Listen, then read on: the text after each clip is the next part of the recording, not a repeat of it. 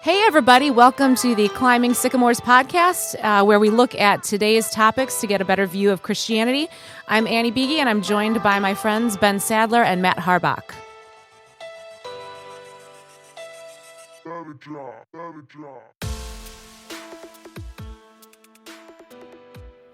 All right. Rolling. Annie's talking with Mormons. Let's hear your story. Yeah. So this led to the central question that we'll talk about today. So I received a friend request on Facebook. I noticed that this person had a few mutual friends. We had mutual friends. And on this person's profile was, I'm a missionary.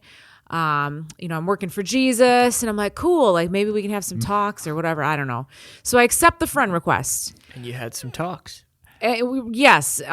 Which we've already established before we started recording how different you are than Matt. Matt's already said, I never accept unless I get a background check. If I don't know who you are, why would I just accept a friend request? That's a part of that's a part of the thing, what I do for a living. That's a part of who I am as a person, is to like meet new people and enjoy other people. And you are a robot. So I don't know you, and I don't care how many mutual friends we have. Like, why do you need to see what I'm posting? I don't care what you're posting. You don't even post anything. Exactly. So what are you worried about? People seeing it? Weirdos looking at my stuff. Yeah, Stay everybody's out of my looking at life. your stuff. Anyway. Yes. So Matt and I are very different. And so I get a message from the guy, and he's young. He's probably, mid-20s or so. Yeah. And he's like starting to strike up a conversation, about church and Jesus. And I said, hey, guy, like, you don't, like, I'm a Jesus girl. I do music at church. Like, this is my thing. And he's like, oh, yeah, me too. But, and I'm like, what's the but? Turns out that he is a Mormon, so he wants to tell me about the Book of Mormon. Yes. So he's like, can my friend and I make you this video quick? Like to just, and I'm like, sure. At this point, I'm like, yeah, I'll entertain this for a minute and here and see what we're doing. So he and his friends send this like 15-second video, two young, nice looking guys. Hey, Annie, like, here, we just want to tell you about, this thing. And they like hold up the Book of Mormon. And I'm like, okay. And that was the end of the video. And I was like, okay. And they said, hey, can we share another video? And so this went on back and forth a little bit. And eventually I felt like they were being pushy, about it. And I said, to me, I said, thank you for sharing. Jesus is my thing. Like, this is it. Yeah. Only way to salvation, only way to peace here on this earth, whatever. And then I unfriended him. Okay, so... And then he friended you, Matt. He friended other people that I knew already trying to get, to do this thing. And I thought, boy, if you guys hustled in selling life insurance the way you are hustling for this, and we've had a podcast about Mormonism and so that got me thinking, like, what is the motivation for the hustle here? I mean, I'm not, hustling for Jesus, so to speak, in that regard, because I think it's forced and unnatural. So that got me thinking about what's the motivation here. Mm-hmm. Fast forward about a week, I'm out with a friend of mine, former Christian, now agnostic/atheist. We get on the subject of religion, as we often do. Dave's there, so it's Dave, me, and this other person. And basically I told him I didn't care if he went to heaven or not. I said, I don't care. And he said, he was like stunned. And I said, I don't care because I will be in heaven and I won't know that you're not there. Mm-hmm. And because your salvation is outside of my jurisdiction and above my pay grade. Okay. Did he have anything to say after that? No. Interesting. Because I think his whole life he's been, that's been used as a guilt thing, like, sure. Oh, we're so sad that we're not going to see you in heaven. Yeah. When you die, and I think people who are saying this to him are genuinely feeling that way. Yeah. But I'm like, no, I don't care, because I'm not going to know. I mean, I'm not going to know. Like, honestly, there will be no sad tears in heaven. So why would I care? And honestly, I'm not going to care and stress about things that I can't control. That's the Holy Spirit's job. Like, that's not my job. It's outside of my pay grade. You should write a book on evangelism. I don't know that well, no, because then I felt bad. So then I said all that, and then I told God the next day, I'm like, should I not have said that? And I started feeling very conflicted about basically telling somebody I don't care about your eternal salvation. Not that I don't care. Right, I know what you mean. Right. It's interesting. It probably, like you said, made an impact on him, saying things in the way that only Annie can say. And I thought, like, that was really interesting to give him a whole nother, that you're not using him to get, feel pressured to sell this to him, feeling pressured to try to force him to believe something. I think, to contrast that with the Mormon missionary, that's very much a pressure, and their stage in heaven depends on how many people that get converted through them, and their hard selling. And that's kind of how the conversation started with Dave and me and this person was, oh man, this Mormon reached out to me, and I'm trying to figure out the motivation here, because I'm not trying to sell you anything. Like your eternal salvation does not get me anything further in the kingdom. So I don't care. Like, in other words, I'm not going to be, I'm not going to get my own planet. I'm not going to be getting a raise in heaven because I, converted you to Christianity. So I think he was stunned to hear it. And so that became a question for me of like, how much responsibility should we take? Now, I know this person very well. Yeah. We've had knockdown, drag out religious discussions before. I know I have contextual awareness of, him and his situation. And so I felt comfortable saying that to him. Right. I would not say that to just anybody. Like, I felt like I'm comfortable, and we have a rapport and a trust enough for him to be like, I don't care. Right. It reminds me of how sometimes you have to speak to an alcoholic where, like, you have to kind of cut off that tie, in that sense of like, you don't have any legalistic leverage to use with them. Like, this is about you. You have to figure this out. This is not about me enabling this anymore. I don't get anything out of this. If it's your thing. It's in your hands. And sometimes I think, that's the reason I was interested in talking about this, is because I do think I've changed over the years. And we talked a little bit about this off podcast. Was when I started out in ministry, I had this huge weight coming out of seminary, that, like, I know no one ever taught me this, but there was this burden that I had to convert everybody in my family. Anytime there was any kind of discretion in the family, I would feel the need to write them a letter. I wrote so many letters in my 20s, trying to kind of almost be the salvation police. And we were taught at seminary, we were using a tool actually written by, I think the guy's name was James Kennedy. He was a pastor down in Florida, Presbyterian pastor, who wrote this book called The Evangelism Explosion. What a great title, huh? And this was the way to get everybody to believe. He said, you begin by asking the question, if you were to die tonight and you'd stand before God and he'd ask you, why should I let you into my heaven? What would you say? And so we went around canvassing to strangers, right? You have no relationship with. Exactly. And asking them about, like, the deepest question. Now, it was effective in the sense of, like, if people cared about death or whatever, or at least got them talking, because it's such an outrageous question to kind of ask somebody that you don't know. So it worked in that sense, but I don't think it's not going to work at all today. I think people are going to look at you like, who are you? Why are you asking me that? I don't believe in any of those things anyways. And honestly, what business is it of mine? Right. Really? It's between you and God. Like, honestly, what business do I have asking you that question? Yeah. Exactly. So I think that's one, is like, you have to know somebody very deeply to be able to even broach some of those subjects, and then to be able to say some of the even stronger things that you were saying too, or, hey, this is on you. I can't change you, and it's not going to affect me either way what you do. I think the other thing that's changed for me over the years is I realize that Christianity isn't just about answering this question. It's not like there's this one, everything else in my life is great, and I just have to have this, like, part of my life where I kind of intellectually concede to this idea that Jesus is my Savior. Mm-hmm. And if I make that one decision, all the dominoes fall and everything else. I see Christianity as a way of life. Mm-hmm, mm-hmm.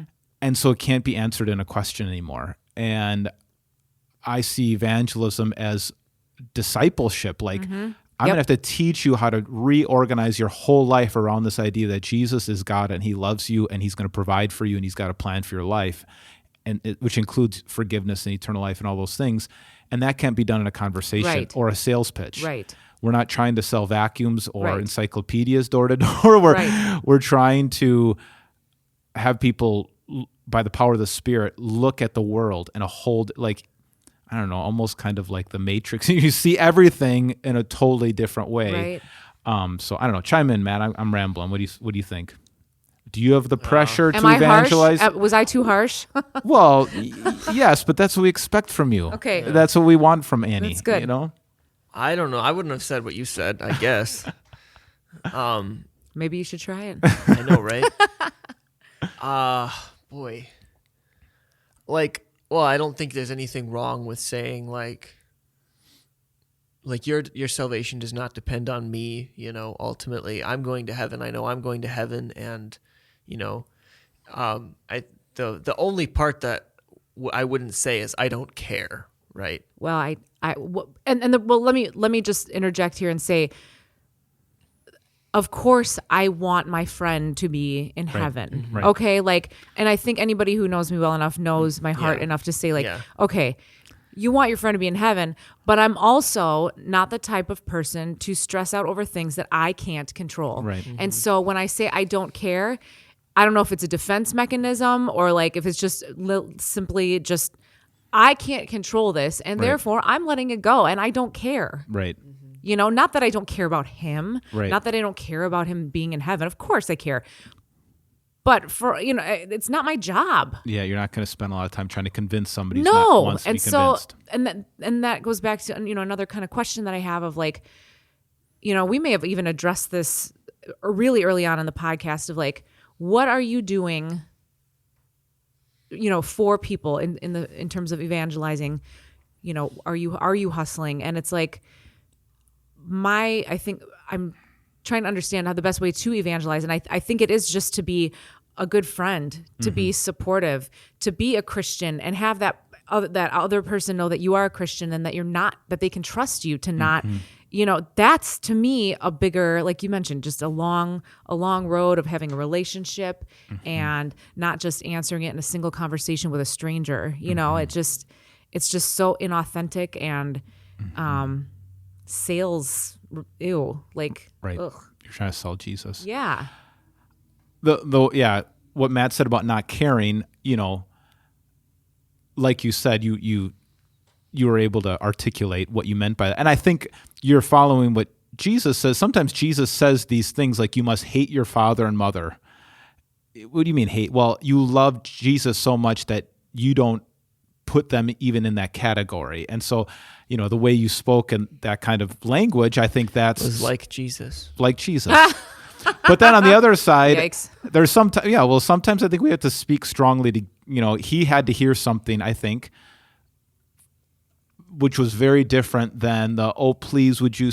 I think he was rattled. Yeah, that's good. And it's kind of like, you won't be there and I won't even know. Right. You will literally cease to exist to me. Right. And that can be alarming. Yeah, it is, yeah. Whether or not, whether or not he believes in eternal suffering, you just simply won't exist. Right, yeah. And that just... Yes. The one scripture that I can think of that talks a little bit differently is when Paul is in, I think it's at the end of Romans, where he says, how I wish that I were cut off from Christ so that my own people, the Jews, would receive it. And so he has this, he's like, I wish there was something I can do. He cares so deeply for his people that... What would that matter? So he's talking about how much he cares. He's so sad that he knows so many of his fellow Jewish brothers and sisters who are not. And so he's saying kind of, I wish that somehow I could take their place. Like I wish somehow I would, if that were possible, that I would be an unbeliever so that all these people would believe. But he says he can't, that so he cares so deeply about that, but there's nothing he can do. And that's just it. Yeah. I think this hits home. I know in this case, there's some people that we know who are their parents and their brothers and sisters and family members. And I think about that. I know quite a few families where, it really pains them to see their children. And it's not just, again, about assenting to this one idea that Jesus is God, but the whole view of life that's causing them chaos in their life. And it's causing them to live basically hell on earth. I mean, however they respond before Christ, right now their life has become a living hell because they don't have that kind of peace. So, I wonder, I think I can detach from it pretty easy. Like I said, I've changed. I don't feel the pressure to try to force somebody to believe this stuff or have the best argument. And I actually find myself like when somebody wants to get into apologetics argument, I usually don't do that with unbelievers. I will talk to, believers and give this is evidence that really, a lot of stuff we talk about in this podcast that really encourages our faith. But you could maybe win an argument, you'll probably lose a friend. And it's proved to be true because now I do have some people that I've kind of let off on the pressure and they've reconnected with me and they've reached out to me. So I think that playing the long game really is a lot more effective and it takes the pressure off yourself. But I go back to this, like if one of my children really apostatized and just really was against Christianity and hated it and thought it was evil, that would be very hard. And I don't know how I would respond. I don't know if I would say that to my kid. Yeah. Maybe you would. Maybe I would. I don't know. If that's the last resort, you come to that point. At the end of the day, that's kind of how Moses and the Lord spoke to Pharaoh of Egypt. He's like, let my people go, change and follow what God is saying. And finally they were like, all right, you're going to keep resisting. There's nothing else I can do. Yeah. Is that sort of, I could be wrong on this, but Jesus sends out, Jesus appoints and sends out 72 apostles. And he says, go into these towns and spread the gospel. And if they reject you, shake the dust off your feet and just leave. Isn't that sort of the same idea? I think so, Am I mincing that story? That's what that is? Yeah, right? That's right. Yep. Yeah, I think there's something to that where you've done your part, you said what you can say, and now you're saying it's on you. Right. I'm not going to physically leave. Right. You know what I mean? Like we're still going to be friends and good friends. Yeah. But I'm going to mentally, emotionally leave in essence, so that I don't care. I wonder if that will also create even more opportunity to talk. Like, if we could talk about this stuff and I realize you're not trying to convince me of this. Yes. You don't have your fists up so much. Right. You're not resisting. Right. You're not trying to argue with somebody as much because you realize they're not trying to argue with you. And because it's so counter and so different to what he's heard his whole life. Right. For all the reasons that he doesn't like Christianity and the organized thing, because it's so what he's heard his whole life. Yeah. To hear something that is totally, that might, just kind of shake him a little bit. Would you put that on a sign in March that I don't care if you go to hell? Yeah, sure. That would be a catcher, Sure. Bumper sticker. A bumper sticker. I don't care. If you can read this, I don't care if you're going to hell. I don't care. What I said was, I don't know what I said was, I don't care if you go to heaven is what I said. Okay. Which I guess, it sounds a little nicer. Yeah, that's good. It does take pressure off. And then, you can be open to what God is up to. it's a long game strategy though. But you realize like anybody who actually is going to really change, you're asking them to change everything about them at some level. That takes so much time, and it takes a miracle, and it can't be done in one sentence. Yeah. So I don't ask that question anymore about what if you were to die tonight. I don't do that. It's not wise. Yeah, and it does kind of put you in that Mormon category, I think. So I agree. Like, I think showing people a whole different way to live, how you care about them with integrity, that you're willing to ask for forgiveness when you mess up. And I do think there has to, if they do want to know more, there is a chance to bring home the gospel. And when they suffer, which everyone inevitably will, you can give the hope of a death, a resurrection, a promise of new life. Because I think that can be the two extremes. The one extreme is kind of the bait and switch, hardcore, make a decision for Christ right now, shove it down their throat. And then the other is what some people would call like the social gospel, like that you're only doing good things for your neighbor and you never get around to actually talking about Jesus. And I think you have to find, it's an art of somewhere in the middle. What do you think, Matt? Boy, I don't know. I mean, I agree, I guess. I think it's hard. Like, you can't really be like a modern day, like, street preacher, Like, no one, I don't think they're just not going to respond to that. If you're standing outside, like, holding a sign that's had that question, like, are you going to heaven or hell? Yeah. Well, I see billboards with that, right?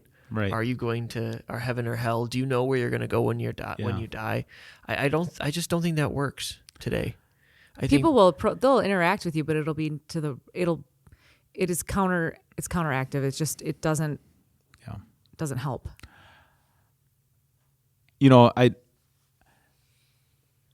I wouldn't, if somebody's doing that and doing the street preacher, like, I don't think it's going to help. Sometimes like, well, more power to you, man. If that works for somebody, if you're able to answer somebody's question and somehow this happens, but I would never do it. But not only that, have you ever had it where I've seen street preachers, so to speak, and they have their signs, and I'm like, hey guy, I'm a Christian, much like with the Mormon incident, I'm a Christian, I'm there, and then they almost want to fight you about something, kind of like this Mormon guy. It's like, dude, we're theoretically on the same team. You're a Jesus guy, I'm a Jesus girl, and no, you wanted to continue to poke. And so sometimes I feel, I'm like, you're barking up the wrong tree, guy. Like, I'm good. I'm comfortable with Jesus. Like, we're good. And I feel like sometimes it's happened to me in the past with street preachers at the beach or, outside of the bars or whatever, where they're, and I'm like, hey, I'm good. Like, go Jesus. And then they're like, but do you, no, but no, go find somebody else. Like, we're good. Yeah. I think that shows that if your view of evangelism is just to get people across that line, the goal is love. Yeah. The goal is ultimately a life that looks like Jesus. And if your only goal is to get people to cross that line, then you see everybody as on the other side of the line. I got to convince you to be my kind of Christian. And then, what do you do with the person who already believes? But if your goal is to get somebody to be more and more like Jesus as they follow Jesus, well, then I can talk to anybody, whether you're a Christian or not. Like, let's keep pursuing him. Let's keep growing in love. And you always do that through the gospel. But now I have something to say to everybody. That kind of antagonistic, I have to change everybody. It just puts so much pressure on you. Yeah. Yes. I'd be like, what are you actually hoping for? Boy, I hope they go home tonight and they think about something I said, and that really gets under their skin. And it's like, it's not about you. Like, Jesus converts through love. So how does you yelling at them on the sidewalk translate to Jesus changing their lives? Yeah. You're not even leaving any room for Jesus to do his thing. Yeah. I don't know if I would put the street preacher, just like we would say, we're not your audience, street preacher. I don't know if I would say the street preacher is our enemy in the sense, like, The two examples that makes me hesitate a little bit is there's two crazy preachers in the Bible that kind of look a lot like street preachers. One is John the Baptist, who wore camel's hair and ate locusts and wild honey and was kind of just I love in the Chosen TV series, they call him Crazy John. And like, oh, there's your relative Jesus, Crazy John, that wacko over there being the street preacher, and everybody laughs and he's kind of goofy, and I think that's great. And then Ezekiel was kind of like that too. He was really strange. And God still used them. So that would be my only caveat. Mm-hmm. Like, all right, God can use strange people too. So maybe they're getting some good done. That's definitely not my personality. And I don't think that would be best for me. I'd rather take the long game. But if you're just about results and about putting a feather in your cap, like, that's not going to I feel so encouraged by missionaries who are okay being in a foreign country and working for 3 years and having 5 converts. And they're like, yep, worked really hard for those 5. Because they have realized what conversion is. It's this whole new way of life. And it's not that quick process. So, yeah, it's more challenging. And you just don't know how this guy's story is going to end. You don't know what God is doing in his life. And to take your hands off the wheel on that one and let God do the work. It's outside of my control. Yeah. I can control being a good friend. Yeah. I can control being supportive. Mm-hmm. I can control spending time, but I can't control. Yeah. That's Holy Spirit. That's not me. Right. And I'm happy to turn that over. That's right. Too much pressure. There's a person that I've become pretty good friends with who's an atheist and was a very strong Christian. And I just enjoy the conversation that he's willing to still talk about these things, and he's interested. He's not totally closed off, but he is convinced that it's not true. But really appreciate the debate. And I'd rather actually talk to him than kind of the lukewarm people who, I believe in Jesus, not really changing my life or doing anything about it. But at least this person has some integrity. They don't believe, and they're trying to live out what they're trying to live out according to that belief system. And they want to kind of keep the conversation going, and they want to talk about some of these deep things. So I find that, I want to keep them talking. So play the long game. Play the long game. So, Evangelism by Annie. Tell them you don't care. Yep. End of the story. Simple. But if you know me well enough, you'll know that I do actually care. I know you do. Yeah, that's good.